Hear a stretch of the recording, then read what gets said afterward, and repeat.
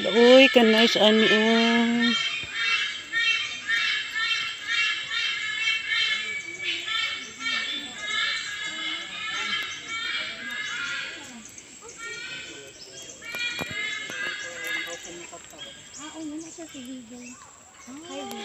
Bigo, male.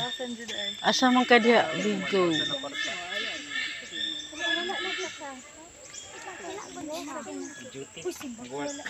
Nag-work pa. Wala man sila si Bigo. Maka 1,000. Bigo. Turao. Asa? Turao. Asa? Dere. Sa baba. Ay, dere oh. Asa? Sa baba.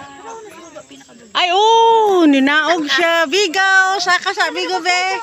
Dere dong, dere dara. Siya oh. Go, lupad. Bigo!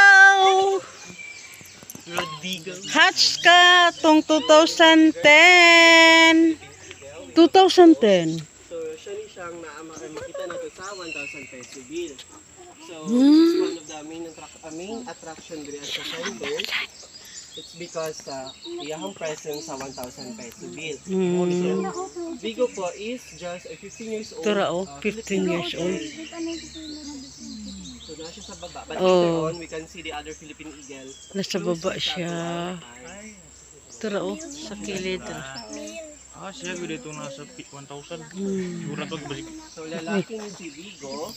And it is also Balakan sa yung real name. Tanawa niyo ko sa. Sa center mga nag-practice the artificial insemination. So, ang partner ni Bigo, kay tao, dili, Philippine eagle.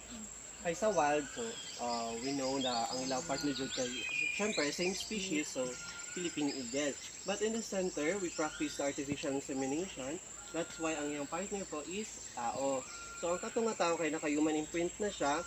So, that is known sa mga Philippine eagle kay sila, kay monogamous man sila. So, when we say monogamous, they are very loyal sa partner nila. Pag nagka-partner na sila, pang lifetime na dahil ito. Katawa. Sana all. Sana all. Sana all loyal, monogamos. Then, ang iyang keeper pa, kay napa siya doon sa center. So, moto ang Balakala man sa iyang. Kato lang po na makalunod. Connected siya sa ano no. Itong 8 months old si Bigo, try na siya sa Oh. Na day nag-keeper si Bigo.